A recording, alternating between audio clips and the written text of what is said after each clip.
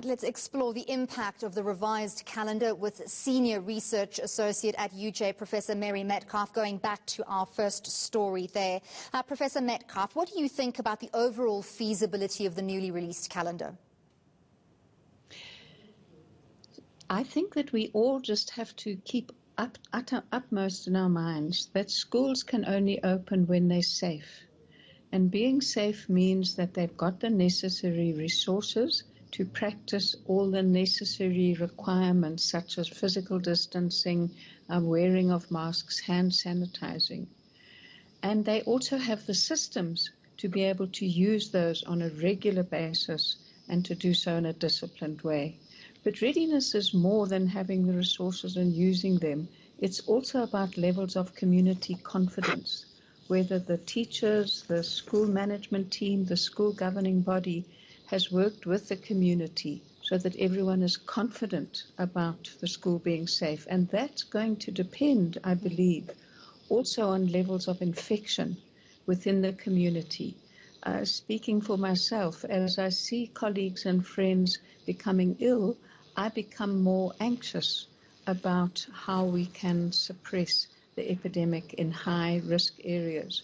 And that is not only provincial, but different within provinces. So in a province like KZN, we see eThekwini and Umgungundlovu having quite high levels of infection, but other districts such as uThukela and Zululand having low levels of infection. So it's being ready, it's having the resources, and it's having the confidence. So when schools open, they will open because they are safe to do so and they have the confidence of the community. But when many of the children come back in the projected timeline of late August, some of them will be out of school for 5 months. So the reorientation to being at school and the systems and the routines and the rituals is going to be a challenge for school management teams. And teachers will have the challenge of how in the available time, because children are not coming back for 100% of the time. They're coming back for about 50% of the time with lots of learning at home, how they are going to make sure that they have a solid base of learning that's not driven by trying to rush through content. Because we need to make schools places where learners are supported in a time of anxiety and not made more anxious. Speaking of anxiety, I'm glad you raised that because that's also an issue that has been placed very squarely on the issue of teachers. They have not been sitting idle during lockdown. Many of them have had to struggle through lots more individual Zoom sessions, longer days, a lot more preparation for new ways of communicating learning content. So they've already had a difficult year. This is an extended school calendar. Are our teachers getting the support they need to deal with these additional situations, social distancing, COVID-19 prevention measures, and now an extended school calendar?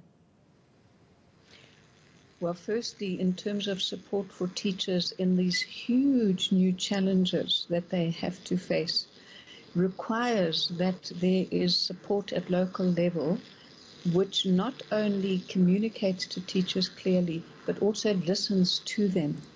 Now, the range of differences across the country in terms of access to information technology, the ability to be able to use Zoom, the data to use any kind of media, remote conferencing, varies so much across the country that teachers, I think, together with the SMTs that lead them, are to a large extent being thrown onto their own resources to implement the instructions that come. And many of them are doing it very confidently, and many of them are requiring additional support. We need to understand that nobody predicted this virus. It's up to each of us to be able to inform ourselves, learn as much as we can from the resources that are made available through the education departments, and then confidently use our initiative to make schools safe and to prepare for the learning exercise that's going to be very different for the next 4 months. I want to touch on the issue of Matrics. So their results will only be released on the 23rd of February. We've heard from various universities across the country trying to set matriculants' minds at ease, saying we will use your grade 11 results because of the delay in releasing those Matric results. But part of preparing for university admission is knowing which set of results are going to be used to judge those admissions. So any Matric pupil who had a bad grade 11 year and has since pulled their socks up will be unfairly impacted by this situation. It's as you said, unpreventable. No one knew it would arise. But is this the best plan? Firstly, it is going to be critical that the grade 12 results and their release to the universities are synchronized with the university's academic year. Now, there isn't a common academic year for universities, but we know that many universities are themselves scheduling exams for January, February. So that synchronization should not prejudice any Matric learner. A Matric learner who performs better in their grade 12 results should be aiming to do well and aiming to perform better so they have a better chance if they are proceeding to university. But we also know that the grade 12s are going to need huge amounts of support to catch up the time that they've lost this year. And I think that, again, is something that needs to be debated at community level to say what can we do to support learners who haven't had access to the kind of learning opportunities that are available online. They haven't had the devices, they may not have had the Wi-Fi, they may not have had the data. So grade 12s need to know that they had a fair chance of writing the National Senior Certificate in 2020. They received support from school, from home, and from community. I want to ask you a very broad question, because when a new school calendar is released, it seems as if it's okay now. This is the next answer. This is how we're going to solve the current problem. This is the best we can do for now. But we also have to look in the long term at the impact this will have on learners in the next 5 or 10 years.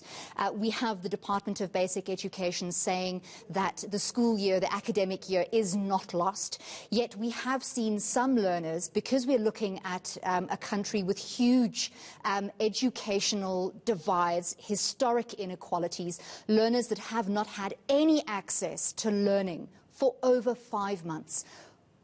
Are there people looking at the long-term impact on whether these learners, when they leave school, will have any chance of competing in the job market?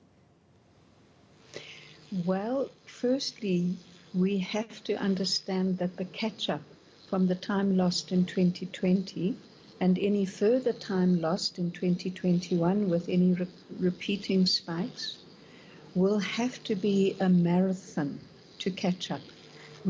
We can't catch up the lost time of 2020 in 2020. Teachers are going to need to use all of their professional judgment in constantly assessing what has been retained, what has been understood, and what has not yet been understood, which is necessary for building the new learning. Teachers have to be supported in exercising their professional judgment to interpret what to teach relative to where learners are, and that is going to be an ongoing process for the next 3 or 4 years. In order for learners to be able to exit grade 12 with a National Senior Certificate, teachers will need to make sure that they've built the solid conceptual base. COVID is not only revealing and making more clear, but it's also heightening inequalities. And the system is going to need to work very hard on those schools and those areas which experienced the longest shutdown in order to support learners, not only with the content knowledge, but also with the systems and routines that will enable them to catch up. There's a well-known feature of the international literature which says that when learners have been out of school for a while, knowledge is lost and more knowledge is lost for learners who come from less well-resourced households. Poorer children suffer more, and this has to be our project to correct that.